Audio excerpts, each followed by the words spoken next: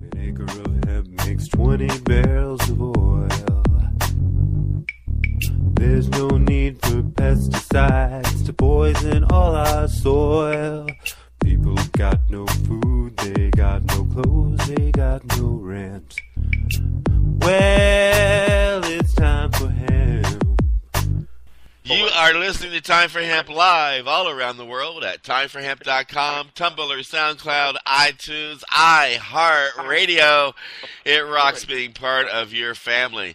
Anywhere you like to get together with all your favorite buds and break out with all your friends and take time for hemp, this is a good time to do so. Big salute. Thank you to KDK Distributors for giving us a grant to keep us loud, proud, and strong. My joint host, Kelly, Kriston, and I are going to be having a great joint conversation with two of our joint friends. And remember, anytime you hear the word joint on the big broadcast, nearly 2.5 million people or more now, all around the world, hit their pipes, their bongs, their vaporizers. I should record that. And take time for hemp. Kelly, Kriston. How do, Casper? How you doing today? Oh, man, I'm having a great joint conversation with you, and you? Every day's a great day in my neighborhood.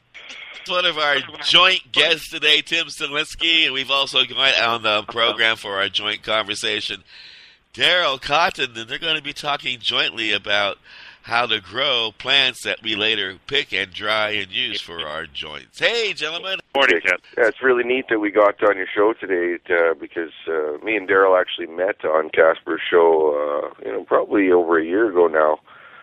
He introduced me to his great technology that he came up with out there with the Indigo lights that have really kind of helped the little farmer out here in Canada that's producing their own cannabis. And I've been, helping promote using his Indigo system with personal grow-ops that they've allowed people to cultivate their own medicine with. And today, kind of a neat thing, with the legislation changes that are going on, I'm sure everybody's heard that Canada's going to visit them. I need to talk to Darryl again because our company's, definitely pushing hard to remain growing because all the farmers that have been involved with helping SAS grow and all our personal, our personal cultivation, we're kind of coming together as a co-op and really putting something big together right now. And we're trying to raise capital and hopefully try to clean out Darryl's warehouse in there. Oh, well, hey, that's it's true. It's been a year now since I met Tim on Time for Hemp, and Casper, thanks for hosting the show for all these years and bringing the message out there that cannabis is a blessing to this planet.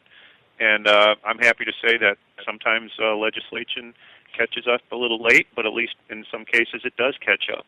Recently, California passed SB 566, which is our industrial hemp initiative, and now it's legal for farmers to grow crops in some of these drier, more arid regions where industrial hemp should be a godsend for the commercial farmer.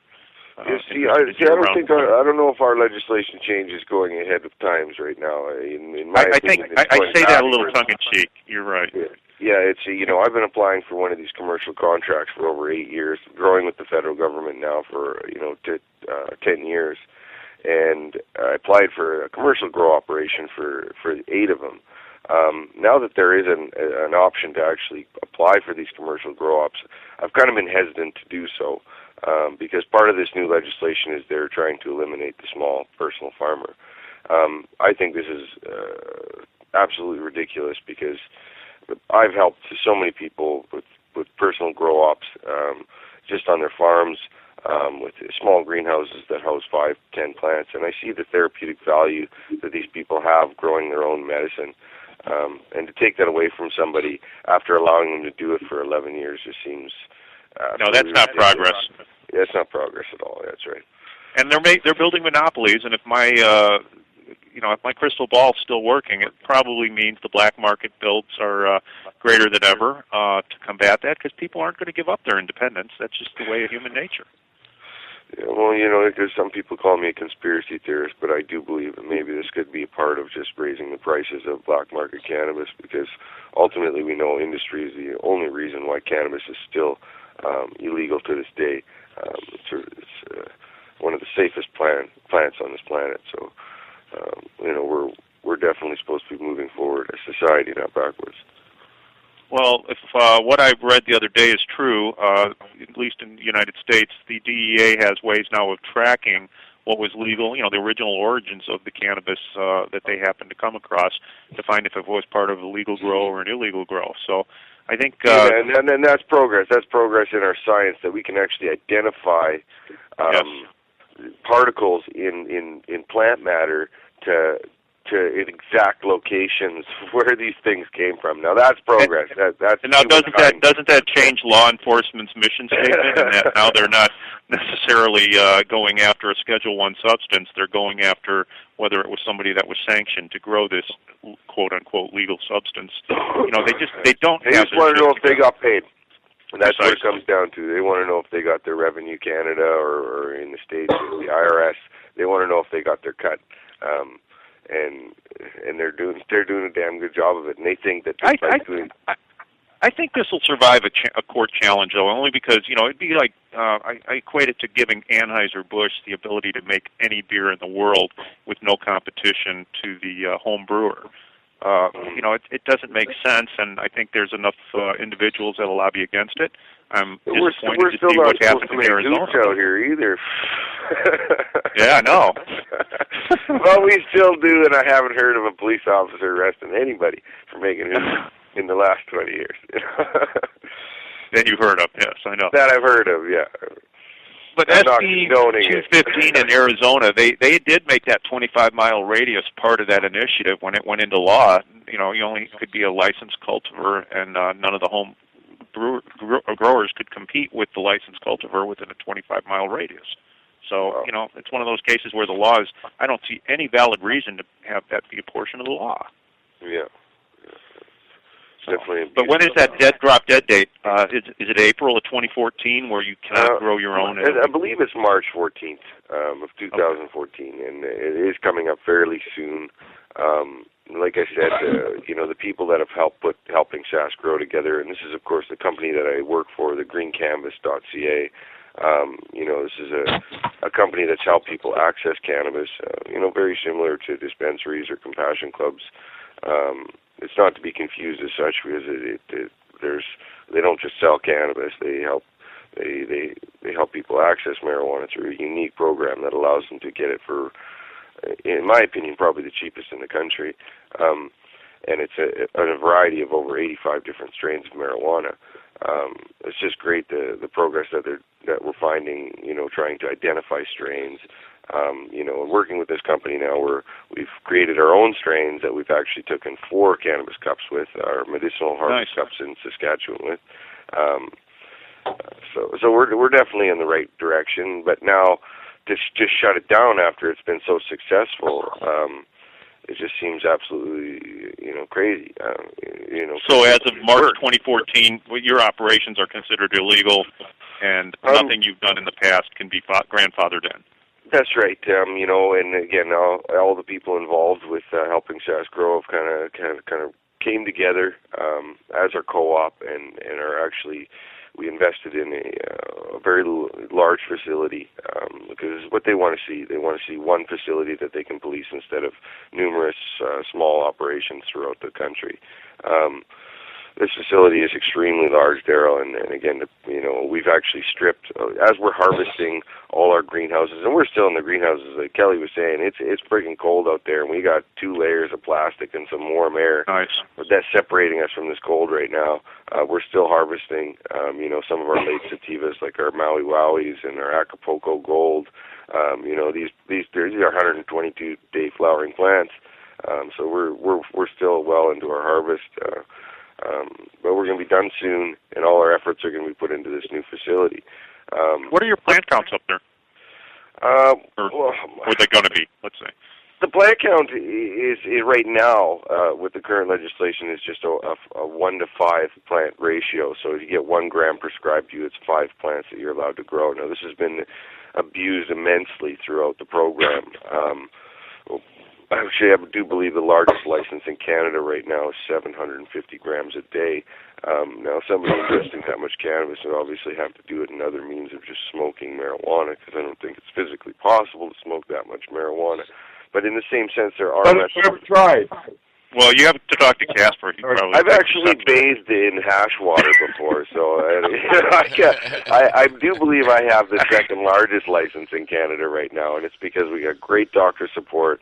They wanted to make sure that the facilities that are operating to help all these people that are involved with helping SAS grow, because I do believe that the company that's helping all these people, like Prairie Plant Systems, the current government grow operation, they help, unfortunately, about 200 poor souls. These are mainly bedridden people on fixed incomes. That insurance companies actually have no problem paying for their one strain of irradiated, poorly grown cannabis. I shouldn't say poorly grown. It's probably extremely sophisticatedly grown, since they've spent millions of dollars on this program. Whereas the small farmer that's with helping SAS grow hasn't been given a dime from the federal government. I shouldn't. They did give us. We did get a 5% of the PST. Now this is 5% of your total cost off of our power bills. So we did get, a little bit. It's about $2 off our power bill. So they do at least recognize us and offering us some small things. But again, everything that we're doing is coming out of pocket. So I urge people to support the greencanvas.ca. That's where people can obviously pay for our services and helping them access marijuana under the current legislation. This is a completely legal website where people can access their prescriptions through for a very low cost of a standard processing fee as low as $110 to access even an ounce of marijuana. And that's and these are strains of cannabis like sour amnesia that's won marijuana cups in Amsterdam. That you typically will find in coffee shops or even in dispensaries for $285 for an ounce. So it's a really unique program to access your prescriptions through, and I urge people to support it for sure. Definitely. Are you planning any legal challenge initially once this law becomes effective, such as an injunction? I mean, it would seem in your best interest to enjoin a number of your there are a lot colleagues. There are a lot of people actually in current lawsuits with the federal government. One of the most recent one is they actually sent out everybody who's on the program currently a big white letter that said medical marijuana program, yada, yada, yada, Health Canada. Well, of course, this is a breach of people's medical privacy. People don't need to know that, you're not getting a letter from Health Canada that says, dear OxyContin user or dear morphine user. This just doesn't happen. Again, this is completely a waste of time, in my opinion. I've always been a strong believer and a strong supporter of outright legalization of the plant. Again, I'm a farmer. I've seen pictures of mayors from 1909 in this province that clearly depict marijuana being grown in the back of the pictures, and even the mayors and the MLs and the people in charge just really embracing the plant for what it was and how much of an economical power horse it really could be. Well, I know what type of gardener you are, and I'm happy to hear that Indigro's played a part in your success. And I know that going forward, with these types of laws, it's particularly important to find judges that will at least take sympathy to the extent that they'll issue an injunction and let you continue until this thing is wound its way through the court systems and to be heard. Because right now it seems like they're developing a monopoly that puts you out of the equation. It definitely tries to put out the small guy in the equation, and we've always been the small guy. We live in a very small, populated province. It's definitely everybody involved in this program, and we help a lot of people. We've helped over 3,000 people get this license for cannabis. So there's a lot of people concerned coming to our company to ask these questions, what they're going to do, how, and whether or not they could still access cannabis through us. Extremely concerned that they're not going to be able to get marijuana. And again, I'm always a hardworking guy. Like it's just what I do. It's why I'm so damn hard to get a hold of majority of the time. the farm is in the middle of absolutely nowhere, so we get very bad cell phone reception. I kind of like that.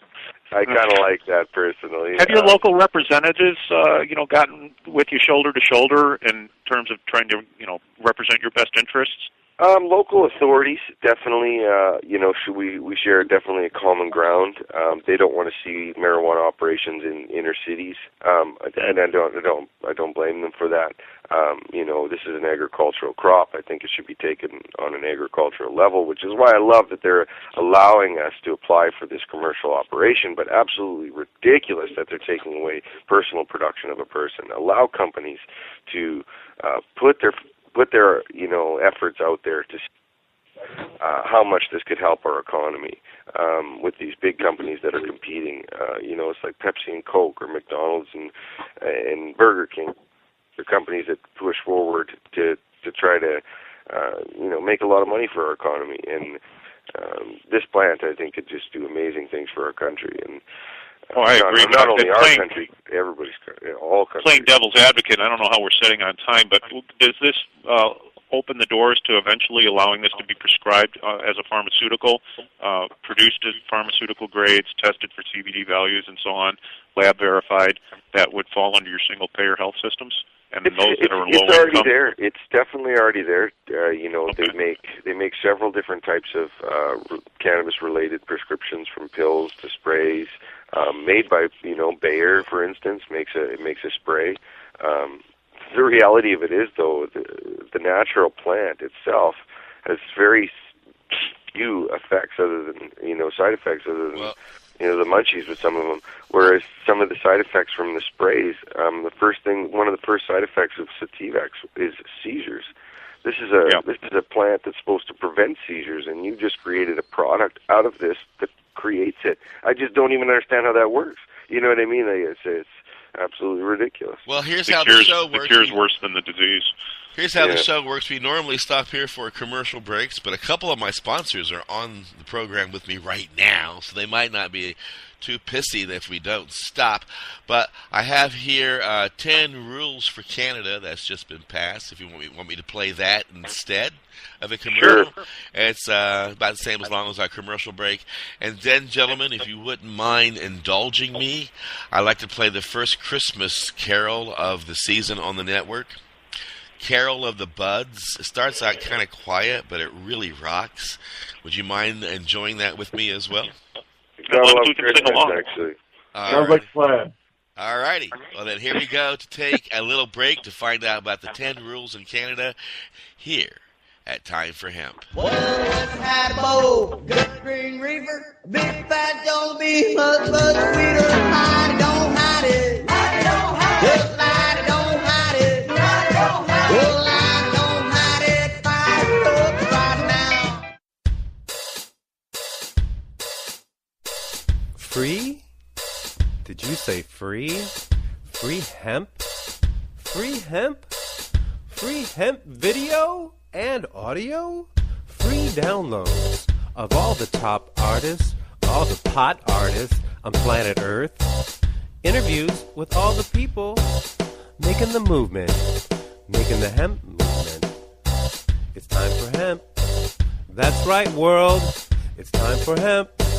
That's right, world. It's time for hemp. In Canada, there are now 10 new rules for medical marijuana. Canada is implementing sweeping changes to its medical marijuana program to facilitate greater access to medical marijuana. The country currently has over 37,000 registered medical cannabis patients, and the new rules are expected to increase that number. Here are the 10 things to know about those rules as reported by Ben Livingston. Number 1. No more patient registry. Before changes, patients had to obtain a medical cannabis authorization, then register with Health Canada in order to legally obtain medical cannabis. Now, the Canadian government is removing itself from the equation, and medical cannabis will be between a doctor and a patient, and a grower, of course. Number 2. Sourcing options. growers, dealers, healthcare, and practitioners. Patients may obtain medical cannabis directly from the producer or from the dispensary, called a dealer in the rules, or from their healthcare practitioner or hospital. Anyone may possess cannabis that they are helping to give to an authorized patient. Patients must choose one producer. Patients may have more producer options, but they can only choose one of those options at any time. Those wishing to switch between ganja growers will need to obtain new authorizations from their health care practitioner. Possession limits. Healthcare practitioners will determine the daily dose of cannabis required by individual users. Patients may possess up to 30 times that amount, with a maximum possession of 150 grams, over 5 ounces. Individual containers of cannabis may not exceed 30 grams. 5. No additives or measured doses.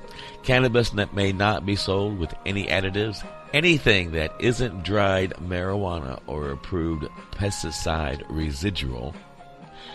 It can't be sold in pill form or any measured dose. 6. No more home growth.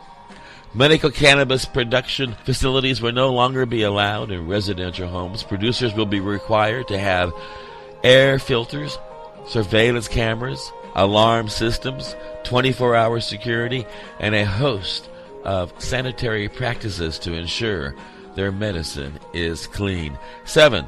Import and export allowed. Perhaps surprisingly, the rule envisions the import and export of cannabis with appropriate permits. Don't expect this to be granted often. The rules also include provisions to comply with Canada's international obligations under the UN Single Convention Treaty on Narcotics. 8. Outdoor cannabis prohibited. Only indoor production will be allowed. 9. Pesticides must be approved. Pot must be tested. The only bug sprays growers may apply to their plants must be approved by the government for use on cannabis. Producers must have their cannabis tested, must include the THC, CBD ratios on the label, and must report any adverse reactions to their products. And number 10, mail order is okay. Medical cannabis producers may sell and ship medical cannabis to dealers, to other producers, or directly to patients. No longer must one fly the prop plane out of frigid Yukon to score legal medical cannabis. For more information, visit Health Canada's medical cannabis site, and specifically its medical cannabis FAQ documentation. This has been a Time for Hemp news break. Thank you for joining us here at timeforhemp.com. Please share us with your friends. You are listening to Time for Hemp live all around the world at timeforhemp.com, Tumblr, SoundCloud, iTunes, iHeartRadio, everywhere people get together on the internet and take Time for Hemp. Gentlemen, did you like that?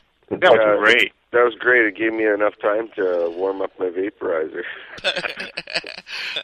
Kelly, you gift the marijuana movement if they are ill to help make them feel better. And I'll let you tell people about that while we got a minute. Absolutely. Whenever you're ready. Now is good. Now is great. So cool, even better. But we give away herbal air vaporizers, and we give them away to medical patients anywhere in the world. So don't be shy or scared wherever you might be. It's super simple. It's 100% free. All you got to do is be on using cannabis medicinally, and also be on assisted income or a disability pension. Basically, someone who couldn't possibly afford one on their own. And all you got to do is send me an email to Kelly, Kelly, at kdkwholesale.ca. Tell us a little bit about yourself. If you're involved in anything, anywhere, whether it be a Compassion Club or in the movement or LEAP or any of those types of organizations, we always like to hear about that. And, keep them coming in, because I'll tell you, we definitely enjoy giving them away here at KDK. Well, and on behalf of the movement, Kelly, thank you so very, very much. Tim, you and Darryl were in the middle of a growing conversation.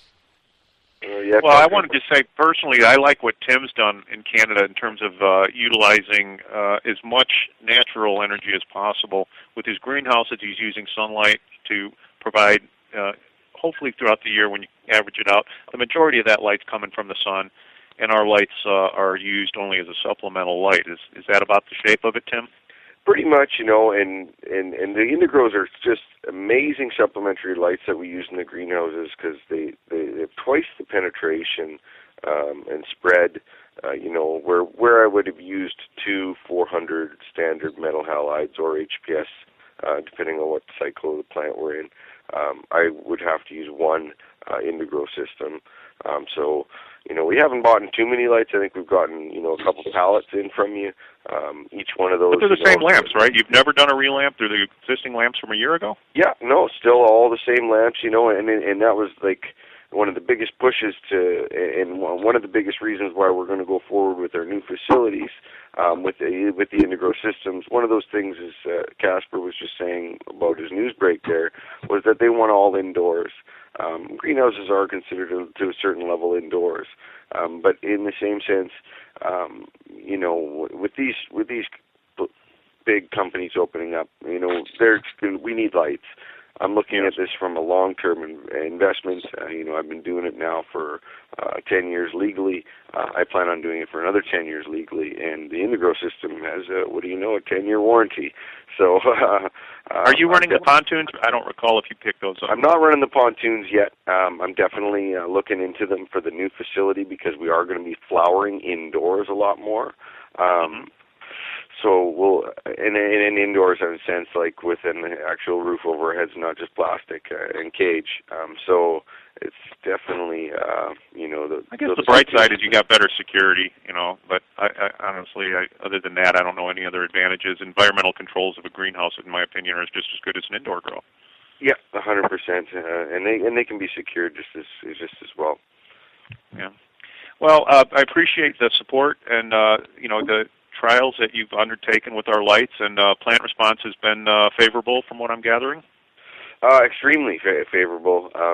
This year actually we've probably cracked out our record size plants. We have a 30-foot Gothic greenhouse that we have plants in there measuring close to 22 feet tall. These, of course, have been, we manipulate these plants' lives tremendously, playing God, if you want to say, by using auto-flowering units such as the GrowBot out of Mendocino County, California. We've kind of fabbed our own type of units, and we custom build them for any type of style greenhouses that we've helped set up on farms. It just allows us to flower 24 hours or 365 days a year. Are you using CO2? We started using CO2 this year. I definitely like the results as not only as a bug preventative, but as the plants just love it. And being out in the country, it's a lot actually lower CO2 levels than growing in the cities, because I do have obviously plants growing right in the store, in the shop, at head-to-head, in Regina, and it's on one of the busy streets. It's actually right by Taylor Field or Mosaic Stadium, where we just had the Grey Cup, where the Riders won. So these busy streets actually crank up the the Rough Riders. Sorry, Kelly. Yeah. It's that Calgary mentality. You got to watch those. That's why they call them the Stampeders, I think. So ideally, though, you've not run the pontoons, and I know Tim's familiar with this. Kelly, you may not be, but the idea of the pontoon is, our phosphors emit at a 640 peak, but for some strong chlorophyll B absorption that cannabis likes, we'll get our hash tips, we'll build up CBD values. The pontoons were added to accessorize the phosphors with 660s that lights on, 730s that lights off, so we can simulate a mimicked sunset spectrum, which triggers the phytochrome response, which triggers flowering, and I can take and push a harder flowering photo period and still trigger that sleep stage where the plants will flower. And to my knowledge, we're the only ones doing that, and we're doing it with batteries that are lithium-ion built into the pontoons, and at lights out will trigger the 730 nanometer diodes, which again is what allows you to push a harder flowering photo period. That being said, I'm always interested in those gardens that are achieving, greater internodal bud development, increased trichome production, higher CBD values as a result of those combination of things, such as CO2 and in some cases maybe enhancing the substrate or the rhizosphere with a polyacrylamide, which we've been very fond of too. And I know, Tim, you may or may not even have known about that, but it was one of the things that we initiated in our grows when using the pontoon because we were pushing harder flowering photo periods. So all these things, I think, come together to increase yields and quality and need to be explored. Mm-hmm. It's a beautiful. That's why marijuana is where it is today. It's not that marijuana is it's not the crack of marijuana and people say it's different. And it's the same plant. People have just gotten more intelligent and found better ways to grow these things. We've learned.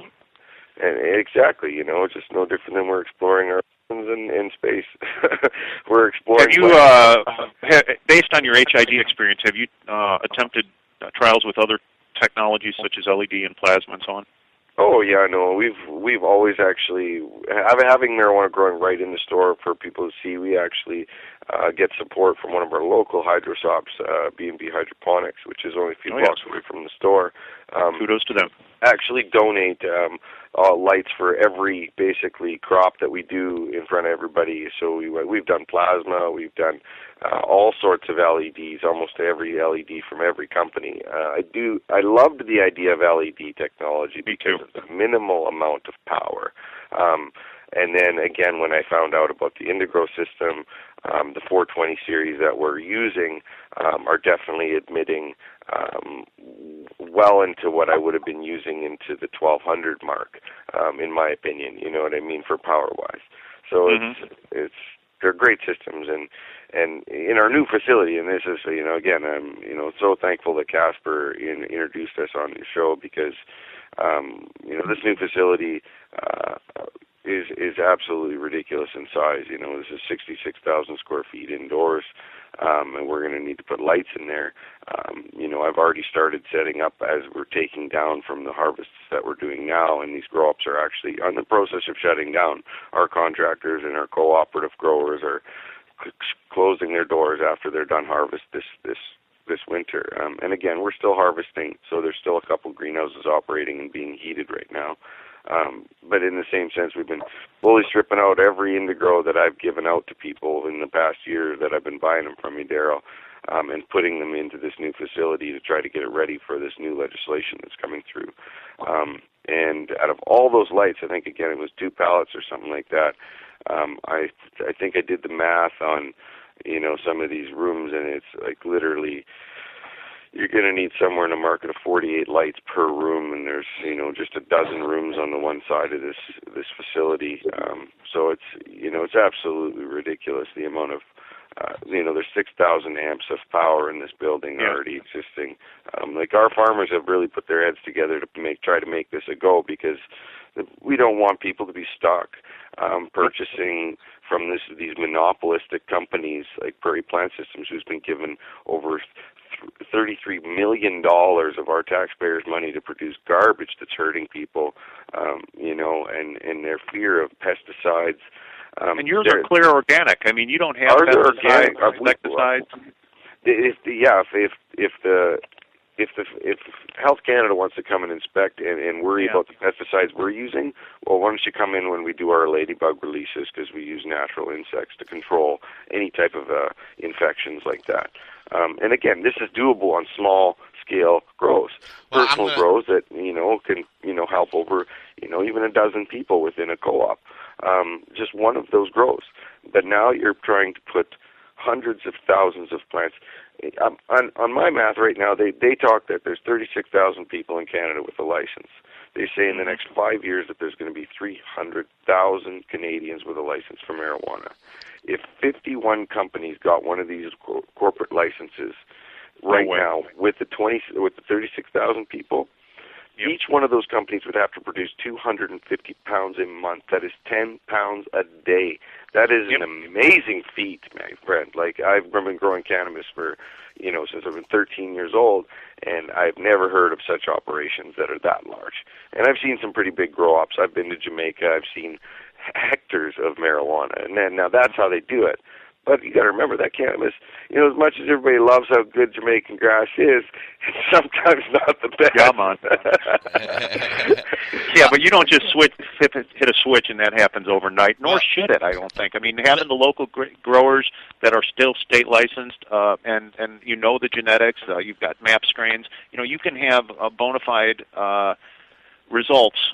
That's right, and that's actually the biggest part. One of the scariest parts about losing our program right now is that we have 85 locked-in strains that we've been studying on people for for years now.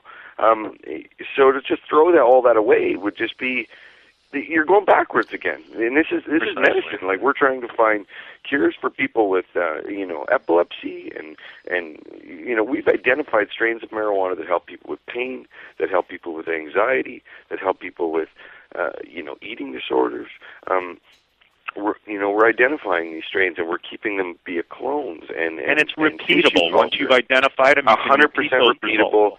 This is what makes medical marijuana versus street marijuana, is that we can repeat the perfect DNA structure and the same effect every time with these plants. Well, this is a good time to jump in here, because we do have to take another commercial break within the hour to make our other sponsors happy. I do want to remind people, when you make a purchase at Indigrow, tell them that you heard about it here on the Time for Hemp broadcast. What is it? You're going to give me 10%? Is that right, Darryl? That's correct. There. And so, Tim, when you make that purchase, tell Darryl you heard about it here on Time for Hemp. Does that still work, Darryl? Got eaten by two large Dobermans here. Does that work? Does that still work, Darryl? Always. All right. We'll take care of you, Casper. All right. Thank you so much. And anybody out there in Canada, remember, it's a great light to put into your greenhouses when you and your friends want to sit down and take coffee and reefer, and Time for Hemp.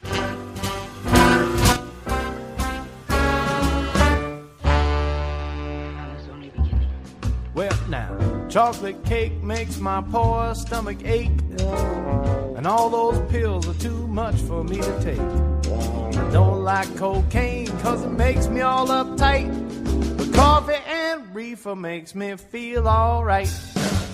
Crystal meth will make you high, and it's cheap. THCF Medical Clinics are the premier physicians clinic in the United States. THCF has offices all across the United States, from Hawaii to Michigan. THCF Medical Clinics has helped approximately 150,000 patients obtain their medical marijuana permits to legally possess, grow, and use medical marijuana. If you have chronic pain, multiple sclerosis, or any other neurological degenerative disease, or if you have any gastrointestinal disorders such as GERD, irritable bowel syndrome, or if you have AIDS, cancer, spastic disorders, seizure disorders, or glaucoma, call us at 1-800-723-0188 or visit us online at hemp.org.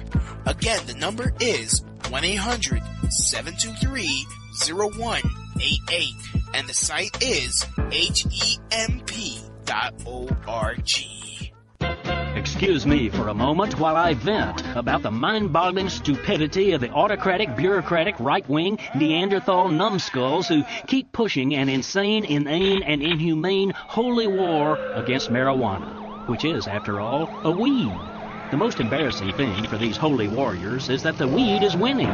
They've been at this war since 1937, spending billions and billions of our tax dollars, militarizing our borders, and stomping on our Bill of Rights. They've used phone taps, garbage searches, jackbooted raids, and draconian prison terms to do what? To nab peaceful, mellow tokers who aren't bothering anyone, that's what. Despite 60 years of spending our money, they failed. 85% of Americans say marijuana is easy to obtain today. A third of our population says they've tried it. Nearly 15 million people partake of it at least monthly, and more high school students now smoke marijuana than cigarettes. Meanwhile, the holy warriors have become more fanatical and thuggish.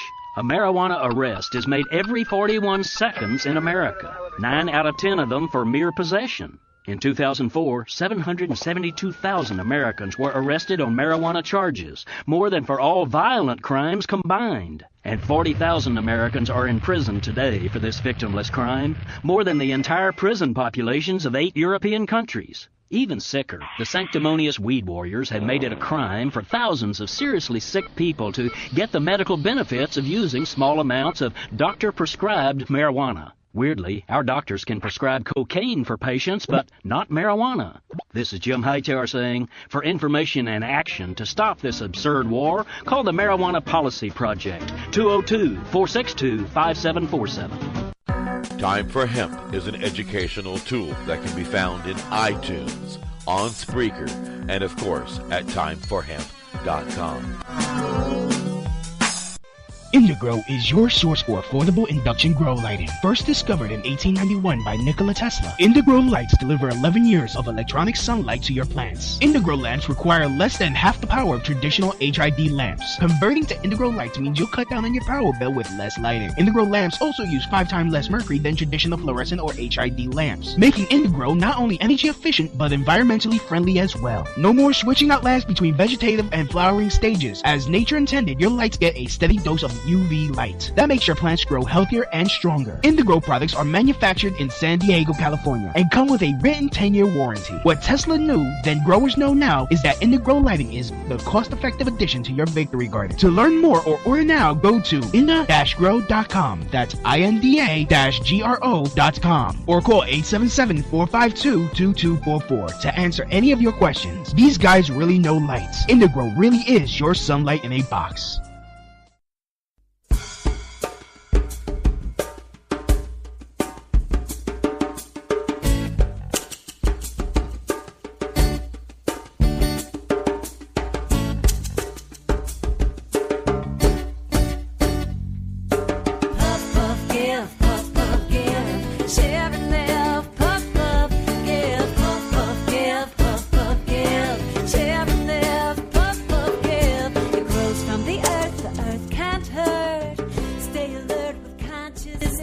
It does grow from the earth, and you're right, the earth cannot hurt, and we absolutely do encourage to stay alert with consciousness. Look, people, here's the deal. You know, that's why we call it medical marijuana. See, we do it for medical purposes. Let me underline, medical marijuana. I love that term.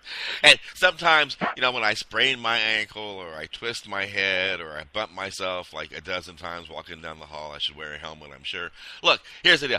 They put me on pain medication, and it says on the side of the bottle, "Clown, do not operate heavy machinery or drive while using this prescription." Now, medical marijuana, you can sometimes drive. Yes, I know. And sometimes you can't. But I don't care who you are. Don't get in that bus and drive my kids across town and drop them off at school after you finished a big fat doobie. And do not get into a cockpit of a plane and drive the people I love into the air and across the United States and into another country after you've just smoked a half a bag of ganja. Be responsible. Got it? Here at Time for Hemp. Well, also, I remind you before I pass this back to our joint conversation, we are a growing network. We got 30 new programs. We are broadcasting 12 hours a day live material. Soon, once we get a couple more sponsors more on board, we will be 24 hours a day, 7 days a week, 365 days a year, letting the whole world know how important it is to take Time for Hemp.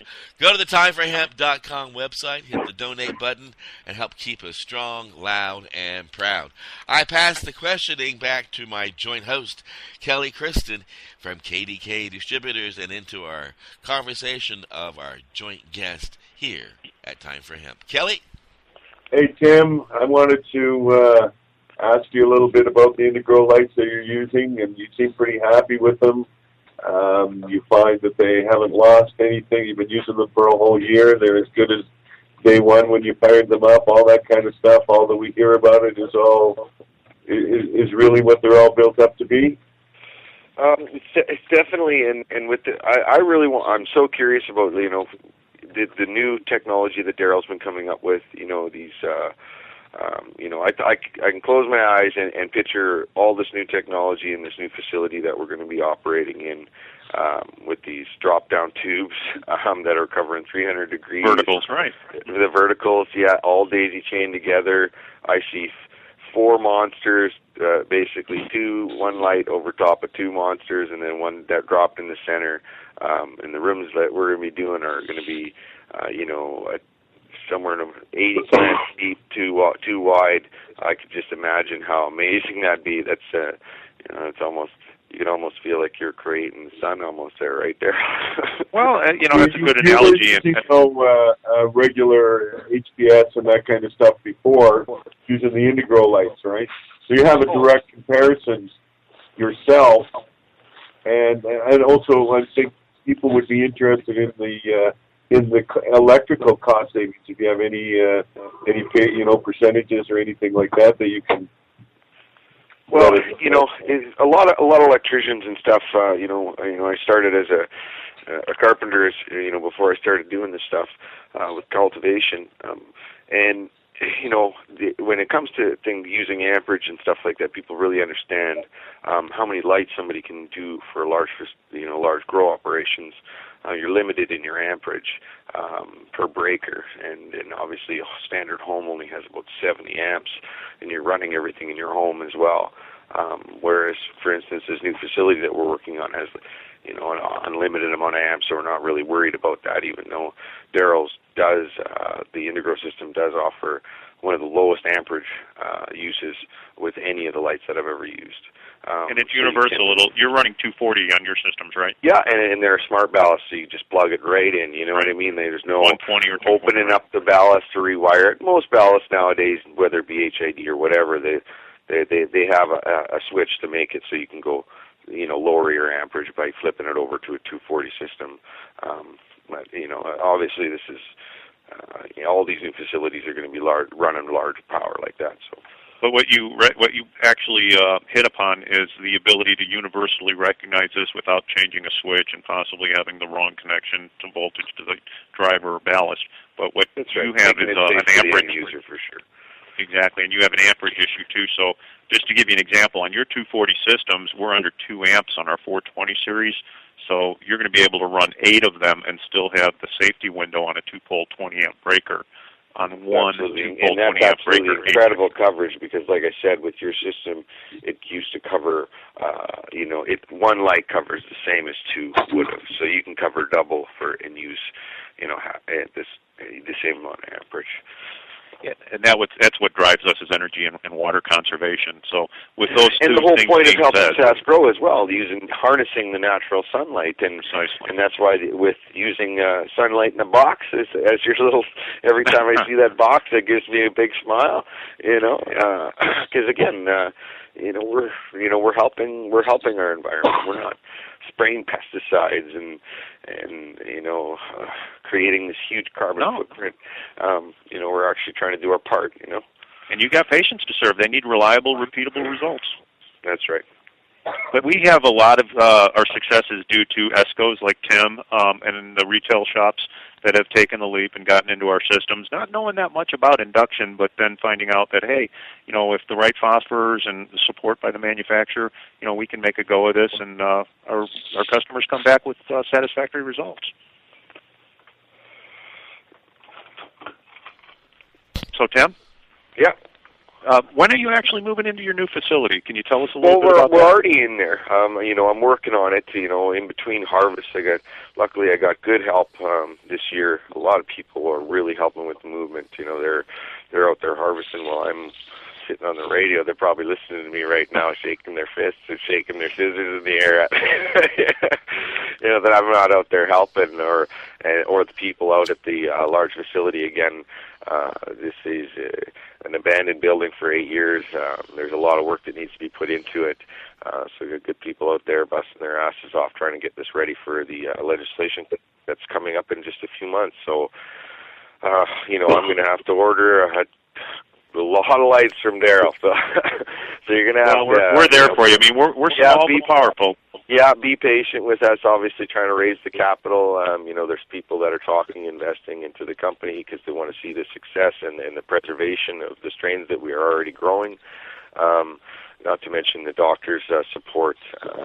with all the over 60 doctors in the city that work with our company right now. So it's they want to see this program continue. I wish the legislation would stay the same. It seems like we're going backwards, but in the same sense, you know what, I think it's a great idea to allow somebody to compete with Prairie Plant Systems that's actually been a joke of a grow operation for the last 11 years in this Well, we wish you ongoing success, Tim. And how do we learn more about the new facility and how it's developing? Well, you can always see, you'll see right now, it's hard to keep up with demand because people are, wanting to access our products more and more every day. We try to change what's available on a day-to-day basis. We can have up to 20 strains up in one day, and then at the end of the day, there's 2 left. You know what I mean? So at the greencanvas.ca, that's where you can actually do all your online ordering and have marijuana right now under the current legislation mailed to your door, no different than Prairie Plant Systems.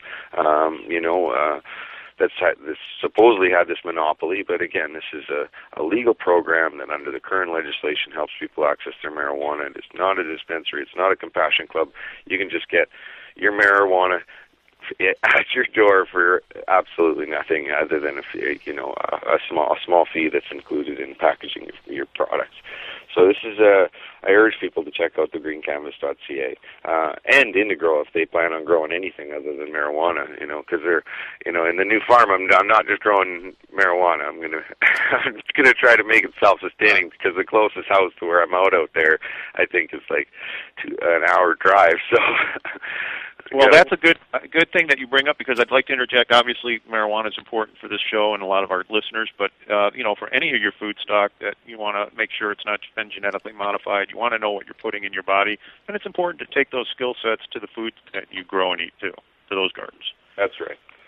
Just to briefly let you know, we do have a vertical lighting system that works quite nicely with the taller plants, anything over 4 feet, that we'll be rolling out, as well as a microprocessor, an inexpensive database controller that will say how many moles per day of sunlight's coming in, and then you can develop repeatable patterns based on how much natural sunlight's coming in there to supplemental light, and then repeat those values on an ongoing basis. So you're not wasting energy, and you're building a historical log, a history of what time of year you can expect a certain amount of sun to develop the crops to the extent that you need them optimized. So you can see that type of information on our earntogrow.com website. Go to the products page. Very cool. Very cool. Kelly, you want to give a shout-out now before I wrap it up? All you patients out there that could use a free vaporizer, send me an email, Kelly, Kelly, @kdkwholesale.ca. Hope to hear from you soon. Thanks, Darryl. Always good to talk to you. Tim, have a great day. We'll see you soon. And peace. Next week, we'll be chatting. Casper, have a great day. Excellent. And ladies and gentlemen, if you like what we are doing here, we really need your support. Get to the donate buttons. Get to your sponsors in your areas. Let them know that they need to advertise on this growing global network that is dedicated to ending prohibition and letting the whole world know how important it is to take time for hemp. Look at all that money, yeah, the money that they spent. Take another look and spend some time for him. Don't cut trees for paper, cause it hurts the environment. Stop deforestation, yes, it's time for him. Whoa, an acre of hemp makes 20 bales of oil.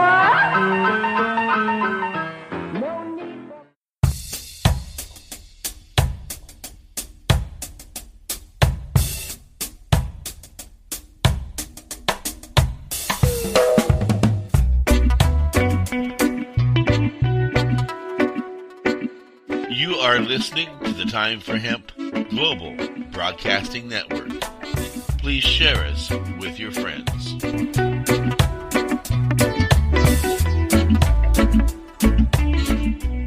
Former President of Mexico, Vicente Fox, on CNN. I used a different strategy. President Calderon came with the strategy of bringing in the army and confronting directly criminals. And so we are in the middle of a war. Ciudad Juarez, for instance, has 5,000 Army corps right there in the city, and now it's being brought back to peace. But you need to do that most everywhere. So fighting violence with violence is not necessarily the answer. I did use different instruments, and I still think that today we should open the debate on legalization of drugs. I think it should be open and discussed, because when the violence reached its peak in Chicago 100 years ago with the alcohol prohibition, the only answer and solution came by authorizing back again the consumption of alcohol. Now, it doesn't have to be open and just grind drug to everybody, no.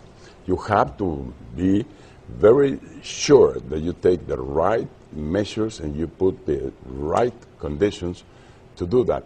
I'm not sure is the answer, but I would still suggest or propose that debate should be open in the United States and in Mexico. Well, I was going to ask you, because Secretary Clinton was in Mexico in March and said it is the insatiable demand of the U.S. market for illicit drugs that's really fueling all of this. And you hear this admission, yes, but not that much is being done about it. Yeah, and you're saying that your answer is consider legalizing drugs, marijuana, other drugs? Well, many different measures. What I'm saying is let's open the debate, because we still have time to take other measures. For instance, yes, that was my cry in front of U.S. authorities, that the responsibility of this nation in the problems of violence in Mexico is total.